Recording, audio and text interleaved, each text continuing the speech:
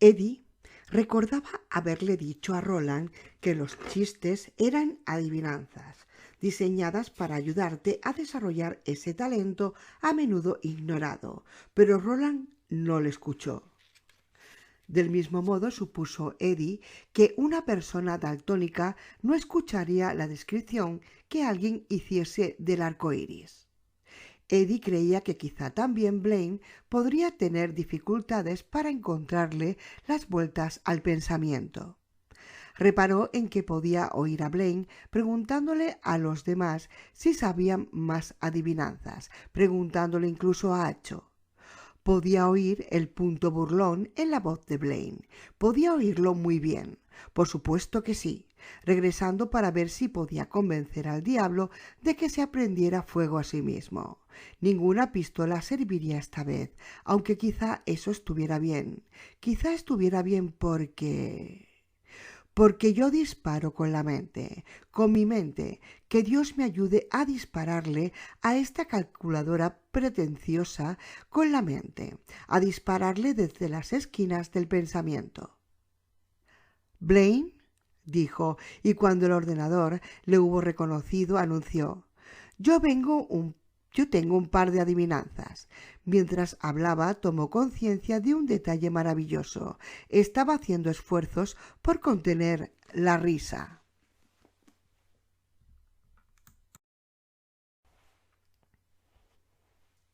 4. Habla, Eddie de Nueva York. No había tiempo de decirle a los otros que se pusieran en guardia, que podía ocurrir cualquier cosa y a juzgar por sus expresiones tampoco resultaba necesario. Eddie se olvidó de ellos y centró toda su atención en Blaine. ¿Qué tiene 4 ruedas y vuela? El camión municipal de la basura. Como ya respondí antes. Desaprobación. ¿Y disgusto? Sí, probablemente. El disgusto casi rezumaba de aquella voz. ¿Eres tan estúpido o tan distraído como para no recordarlo? Fue la primera adivinanza que me planteasteis.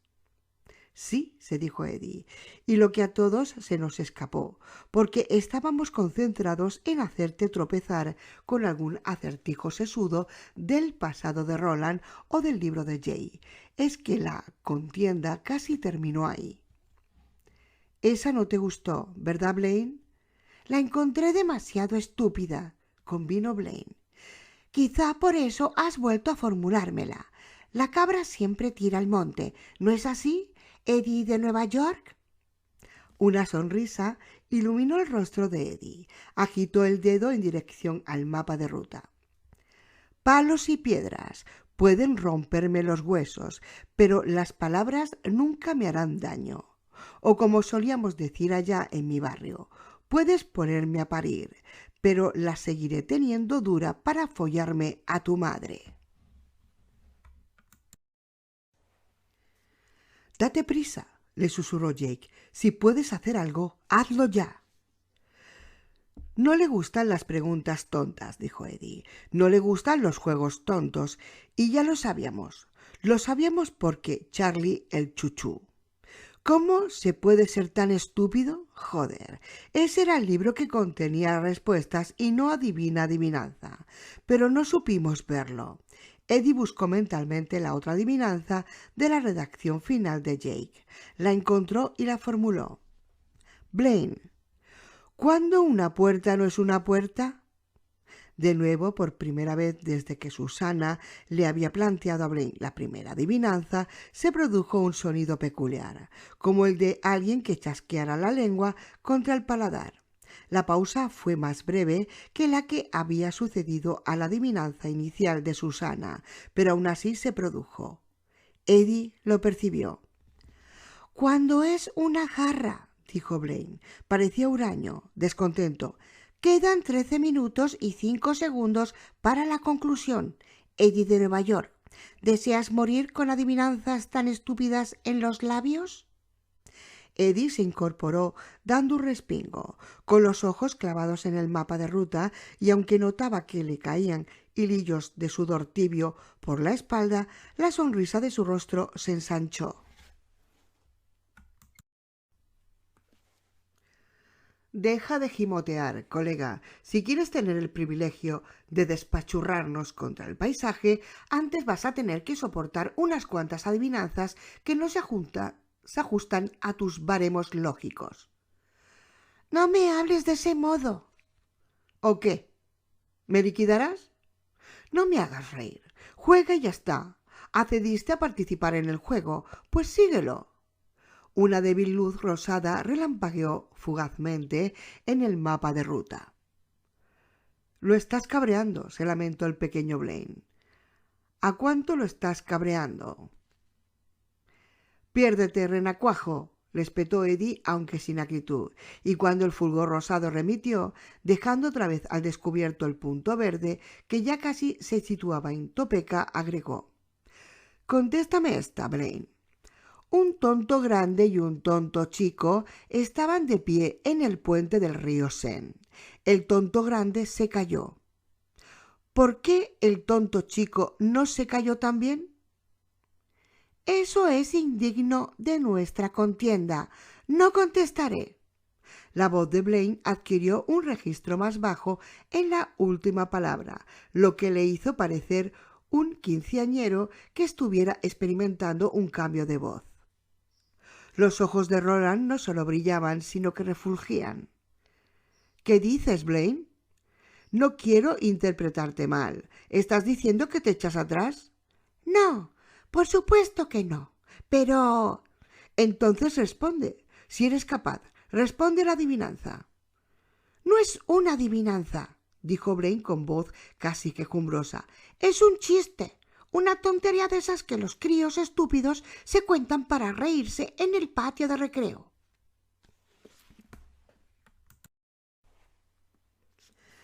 Respóndela ya o declararé el final de la contienda y a nuestro cadet como vencedor, dijo Roland. Habló con el tono de autoridad confiado que Eddie le había oído por primera vez en la ciudad del Paso del Río. Debes responder, pues es de estupidez de lo que te quejas, y no de una transgresión de las reglas que establecimos de mutuo acuerdo. Se oyó otro de esos chasquidos, aunque esta vez fue mucho más alto. En realidad, tan alto que Eddie hizo una mueca de dolor.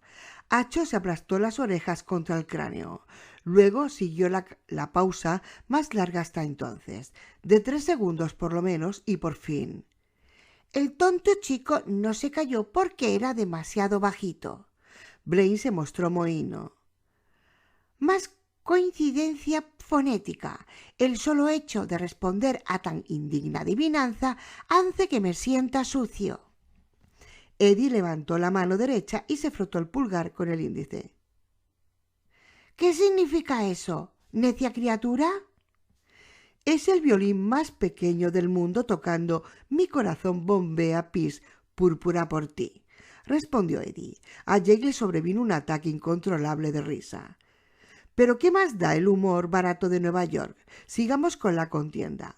¿Por qué los tenientes de la policía llevan cinturones? Las luces del coche de la baronía empezaron a parpadear. Algo extraño le sucedía también a las paredes. Comenzaron a desaparecer y reaparecer sin ton ni son, precipitándose hacia la transparencia, quizá, para luego volver a opacarse de nuevo. Al contemplar el fenómeno, aunque solo fuese por el rabillo del ojo, Eddie se sintió un poco excitado. «Blaine, responde». «Responde», convino Roland. «Responde o daré la contienda por terminada y deberás cumplir tu promesa». Algo rozó el codo de Eddie. Al bajar la mirada vio la mano pequeña y bien formada de Susana. La tomó entre las suyas y le sonrió. Esperaba que aquella sonrisa reflejara más confianza de la que en realidad sentía el hombre que le había esbozado. Iban a ganar la contienda. Estaba casi seguro de ello, pero ignoraba cómo reaccionaría Blaine cuando lo consiguieran. ¿Para sujetarse los pantalones?», indicó la voz de Blaine, y luego repitió la pregunta como una afirmación. «Para sujetarse los pantalones», una adivinanza basada en la exagerada simplicidad de... Exacto. Buen intento, Blaine. Pero no te molestes en intentar matar el tiempo. No te dará resultado. La siguiente. Insisto en que dejes de preguntar esas absurdas.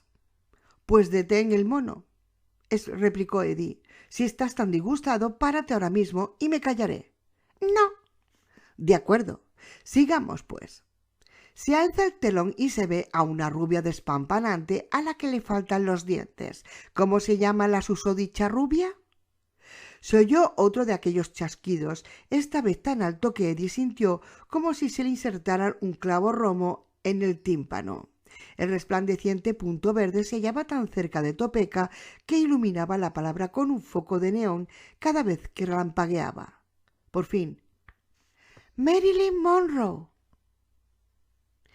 Era la respuesta correcta a un chiste que Eddie había escuchado por primera vez en el callejón trasero de Dallas o en algún otro lugar de encuentro del mismo tenor. Pero al parecer Blaine había pagado un alto precio por forzar su mente a un canal capaz de concebir dicha respuesta. Las luces del coche de la baronía centelleaban más frenéticamente que nunca y Eddie podía oír un zumbido sordo procedente del interior de las paredes, la clase de sonido que el amplificador de un estéreo emitía antes de reventar hecho mierda. Un resplandor rosado brotó en el mapa de ruta. «¡Basta!», chilló el pequeño Blaine, con voz tan titubeante que parecía la de un personaje de algún dibujo animado antiguo, de la Warner Bros. «¡Basta! ¡Lo vas a matar!». «¿Y qué crees que él quiere hacernos a nosotros, renacuajo?», pensó Eddie. Se planteó dispararle a Blaine con una adivinanza que Jake había contado la noche en que se sentaron alrededor del fuego. «¿Qué es verde?». «Pesa 100 toneladas y vive en el fondo del océano». Moco Dick. Pero no lo hizo. Quería escarbar en los límites de la lógica aún más hondo de lo que aquella adivinanza permitía. No creía que fuese necesario ponerse más surrealista que, dijéramos, un estudiante de tercero de básica, con una colección completa de cromos de la pandilla basura para joder a Blaine a base de bien, y permanentemente. Porque por muchas emociones que sus sofisticados circuitos dipolares le hubieran permitido emular, Blaine seguía siendo un trasto, un ordenador. Internarse hasta ese punto con Eddie en la dimensión desconocida de las adivinanzas había hecho tambalear su cordura. ¿Por qué la gente se va a la cama, Blaine? Porque, que los dioses te maldigan, porque... Un chillido amortiguado se empezó a oír por debajo de ellos y de repente el coche de la baronía osciló violentamente de derecha a izquierda. Susana gritó. Jake se estrelló en su regazo. El pistolero los sujetó a ambos. «Porque la cama no basta a ellos, que los dioses te maldigan. 9 minutos y 50 segundos. «Ríndete, Blaine», advirtió Eddie, «para antes de que tenga que reventarte la mente por completo. Si no abandonas, eso es lo que ocurrirá. Los dos lo sabemos». «¡No!». «Me sé 1.000.000 de estas ricuras. Llevo toda la vida oyéndolas. Se me pegan como las moscas al papel matamoscas. A algunos le pasa lo mismo con las recetas de cocina. ¿Qué me dices? ¿Abandonas?» «No, 9 minutos y 30 segundos. «De acuerdo, Blaine. Tú lo has querido. Ahí va la definitiva. ¿Por qué cruzó la carretera el bebé muerto?» El mono dio otro de aquellos bandazos gigantescos. Eddie no se explicaba cómo podía seguir en la vía después de aquello, pero, de algún modo, seguía encarrilado. Los chillidos procedentes de debajo se hicieron más estentóreos. Las paredes, el suelo y el techo empezaron a oscilar alocadamente entre las transparencias y la opacidad. En un momento se hallaban encerrados y al siguiente se precipitaban sobre un paisaje gris, iluminado por la luz diurna que se extendía plano y monótono hasta un horizonte que atravesaba el mundo en línea recta. La voz que salía de los altavoces era ahora la de un niño aterrorizado. «Lo sé, un momento, lo sé. Recuperación en marcha. Todos los circuitos lógicos operando». «Responde», le apremió Roland. «Preciso más tiempo. Debéis dármelo». Se percibió una especie de tono cascado de triunfo en su voz astillada. «No se establecieron límites de tiempo para las respuestas, Roland de Gilead, odioso pistolero de un pasado que debería haber permanecido muerto». «No», convino Roland, «no establecimos límites de tiempo, en eso tienes razón, pero quizá no quieras matarnos dejando una adivinanza sin resolver, Blaine, y Topeka ya está cerca. Responde». El coche de la baronía entró de nuevo en un ciclo de invisibilidad, opacidad, y Eddie vio lo que aparentaba ser un alto y oxidado elevador de cereal pasando por un rayo. Fue esta visión apenas lo suficientemente larga como para identificarla.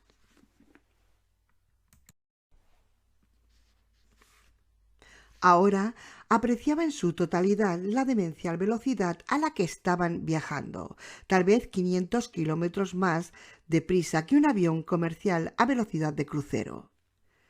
«Dejadlo en paz», gimoteó la voz del pequeño Blaine. «Vais a matarlo, ya os lo he dicho, a matarlo». «¿Y Noé? ¿Es eso lo que él quería?», inquirió Susana con la voz de Deta Walker. «Morir. Eso fue lo que dijo, y a nosotros también nos importaría. Tú no eres tan malo, pequeño Blaine, pero incluso un mundo tan jodido como este estará mejor con tu hermano mayor liquidado». «La última oportunidad», dijo Roland. «Responde o cédenos el ganso, Blaine».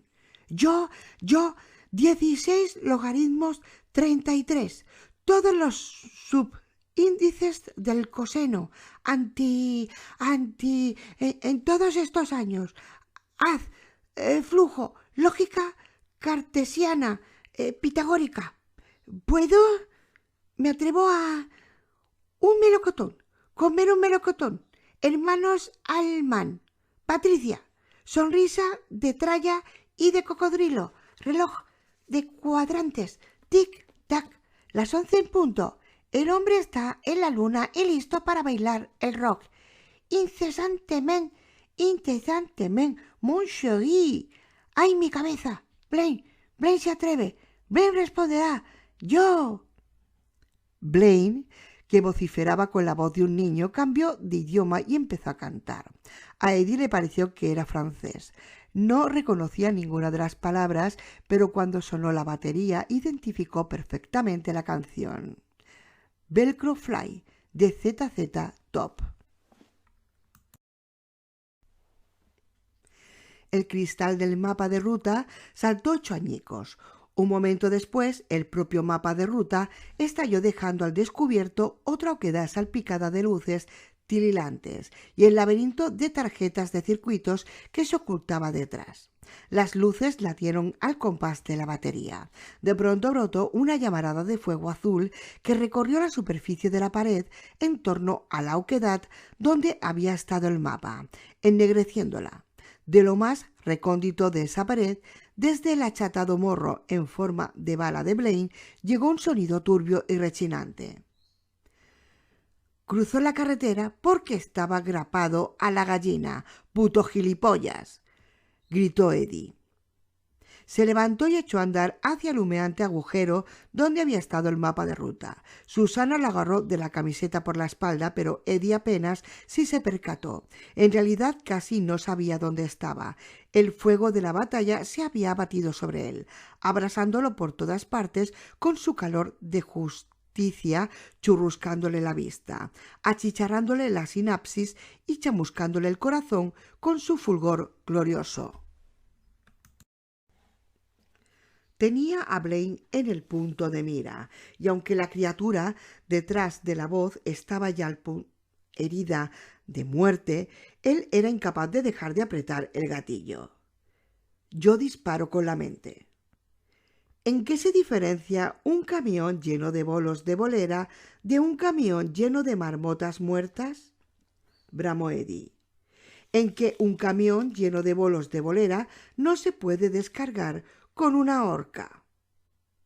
Un alarido espantoso de furia y agonía emergió del agujero donde había estado el mapa de ruta. El alarido siguió con una ráfaga de fuego azulado, como si en algún lugar más avanzado del coche de la baronía hubiese exhalado violentamente un dragón eléctrico. Jake lanzó una advertencia, pero Eddie no la necesitó. Sus reflejos habían sido reemplazados por hojas de cuchilla. Se agachó y la descarga eléctrica le pasó por encima del hombro derecho, erizándole el vello de esa parte de la nuca. Desenfundó la pistola que portaba, un pesado 45 con cachas de sándalo desgastadas. Era uno de los 2 revólveres que Roland había extraído de las ruinas de Mundo Medio. Siguió avanzando inexorable hasta la parte delantera del vagón. Y naturalmente siguió hablando. Como Roland había dicho, Eddie moriría hablando, lo mismo que su viejo amigo Cadbert. A Eddie se le ocurrían muchas formas peores de palmarla, y tan solo una mejor. Oye, Blaine, feo y sádico gilipollas, ya que hablamos de adivinanzas, ¿cuál es la mejor adivinanza de Oriente? Muchos hombres fuman salvo Fu Manchú. ¿Lo pillas? ¿No? Pues te jodes como Herodes. ¿Qué te parece esta? ¿Por qué la mujer le puso a su hijo de nombre 7 y medio? ¿Por qué sacó el nombre de un sombrero? Había llegado hasta el recuadro pulsante. Alzó el revólver de Roland y súbitamente el coche de la baronía se llenó de un ruido atronador. Eddie vació el tambor, alojando los 6 proyectiles en el interior del agujero, abanicando el percutor con la palma de la mano como Roland les había enseñado, consciente de que era lo correcto, lo adecuado. Esto era el K. Maldito fuera, el puto K. El modo en que zanjabas las cosas como cosas si eras un pistolero. Él formaba parte de la tribu de Roland. Sí, su alma estaría probablemente condenada al foso más hondo del infierno y no cambiaría eso ni por nada toda la heroína de Asia. «¡Te odio!», gritó Blaine con su voz aniñada. Ya no tenía estridencias. Se estaba tornando suave, lastimera. «¡Te odiaré eternamente!».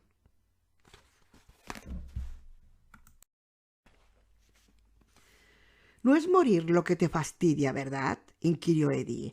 Las luces del agujero donde había estado el mapa de ruta comenzaban a extinguirse. Brotó más fuego azulado, pero Eddie apenas tuvo que echar la cabeza hacia atrás para esquivarlo. La llama era minúscula y débil. Blaine no tardaría en estar tan muerto como los pubis y los grises de luz.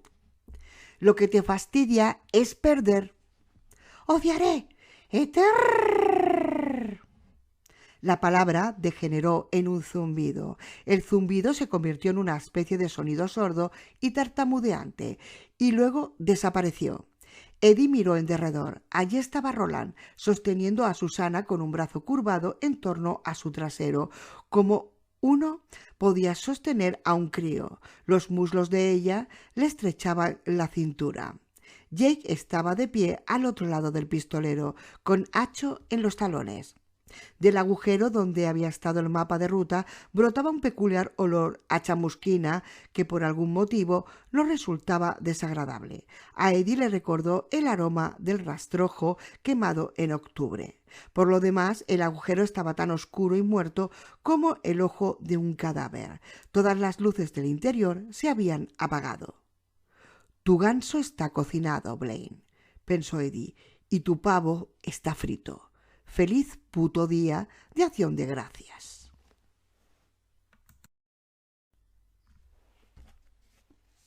5. Los chirridos procedentes de debajo del mono habían cesado.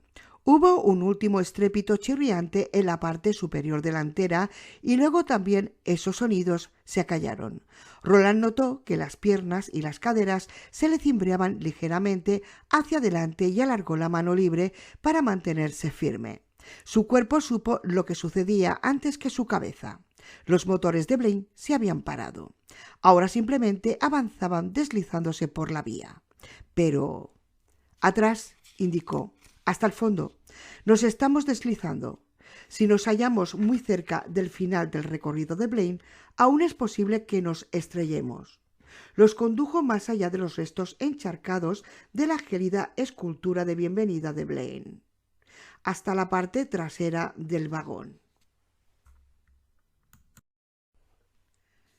Y manteneos lejos de ese trasto, señaló el instrumento que parecía un cruce de piano y clavicordio.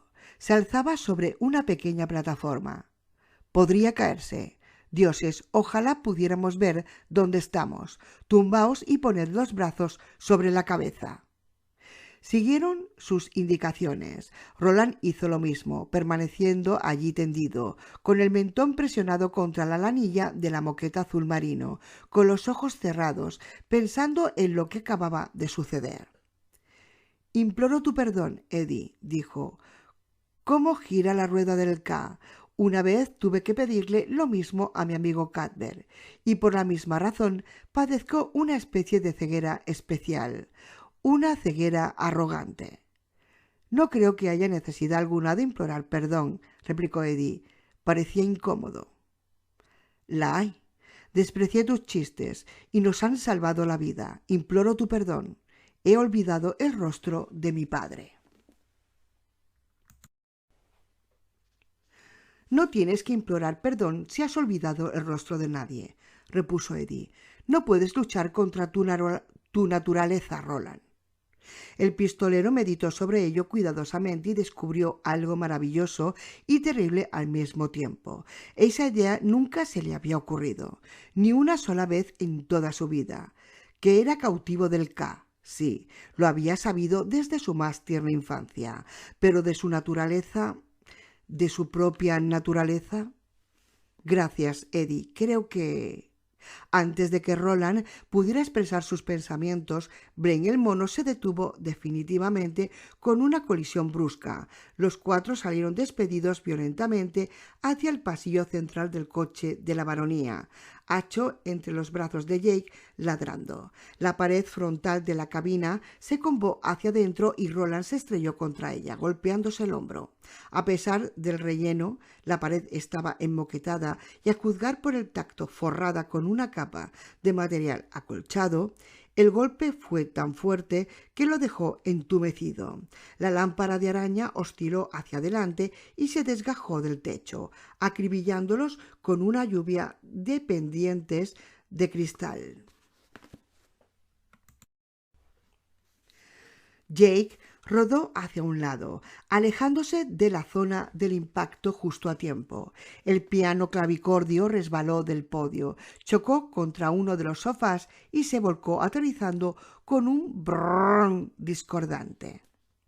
El mono se ladeó hacia la derecha y el pistolero afianzó su equilibrio para proteger a Jake y a Susana con su cuerpo si volcaban completamente. Entonces el vagón volvió a sentarse. El suelo seguía un tanto inclinado, pero ya inmóvil. El viaje había terminado. El pistolero se puso en pie. Aún tenía el hombro entubecido, pero pudo apoyarse en el brazo, y eso era una buena señal. A su izquierda, Jake se incorporaba al tiempo que se quitaba las cuentas de cristal del regazo con expresión de aturdimiento. A su derecha, Susana le acariciaba a Eddie un corte que se había hecho bajo el ojo izquierdo. «Muy bien», dijo Roland. «¿Alguno está herido?» Se produjo una explosión sobre ellos, un pum, hueco que a Roland le recordó los petardos que en ocasiones Cuthbert y Alain encendían y arrojaban por los desagües o por los retretes del fondo de la trascocina como travesura. Y una vez Cuthbert lanzó unos cuantos petardos con su tirachinas. Aquello no había sido una travesura ni una chiquillada. Había sido... Susana profirió un grito breve, más de sorpresa que de miedo, pensó el pistolero, y en ese instante la brumosa luz diurna resplandeció sobre su rostro. Sentaba bien. El sabor del aire que se filtraba por la salida de emergencia destruida sentaba aún mejor, perfumado con el aroma de la lluvia y la tierra mojada.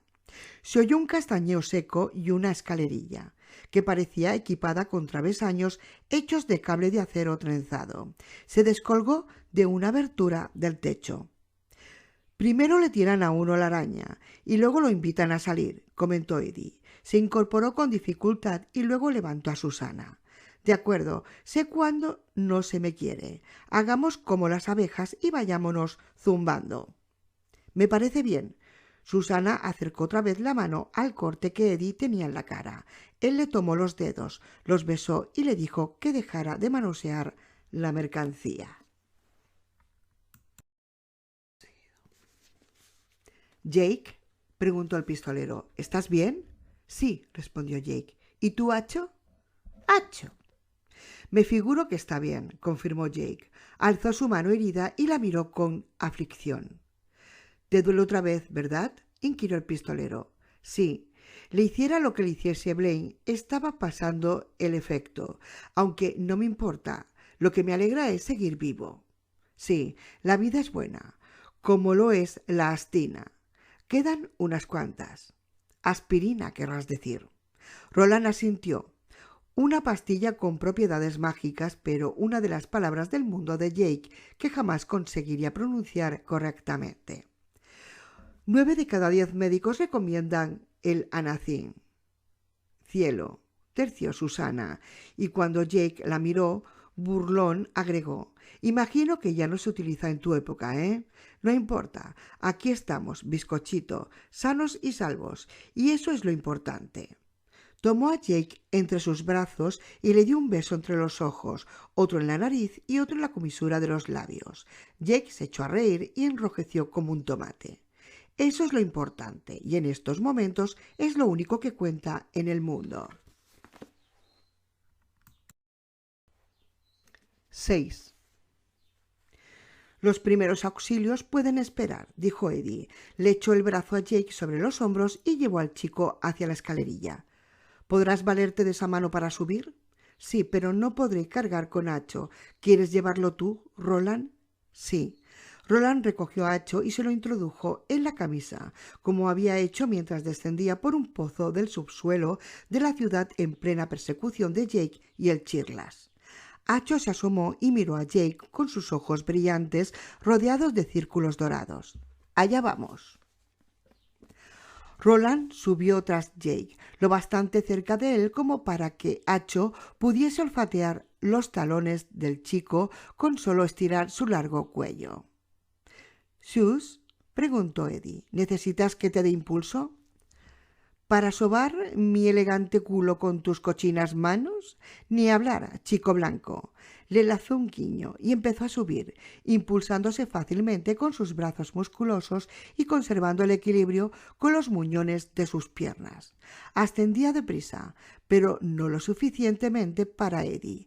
Él se impulsó hacia arriba y le dio un pellizquito suave allí donde mejor sentaban los pellizcos. «¡Ay, mi honra!», exclamó Susana riendo y poniendo los ojos en blanco. Luego salió y ya solo quedaba Eddie, plantado al pie de la escalerilla, mirando en torno del lujoso vagón que había llegado a pensar que sería el ataúd de su cadet. «Lo conseguiste, chaval», le dijo Henry. «Conseguiste que se prendiera fuego a sí mismo. Sabía que podrías, cabrón. ¿Recuerdas cuando se lo dije a esos drogatas en el callejón de Dailis? ¿A Jimmy Polio y esos tíos? ¿Y cómo se rieron? Pero lo hiciste. Le mandaste a casa con una jodida fractura». «Bueno, funcionó en cualquier caso», se dijo Eddie, y tocó la culata del revólver de Roland sin apenas darse cuenta. «Lo bastante bien como para que escapáramos una vez más». Subió 2 travesaños y luego miró hacia abajo. El coche de la baronía ya parecía muerto. Muerto desde hacía mucho tiempo, en realidad. Otro simple artefacto de un mundo que se había movido. «Adiós, Blaine», se despidió Eddie. «Hasta la vista, socio».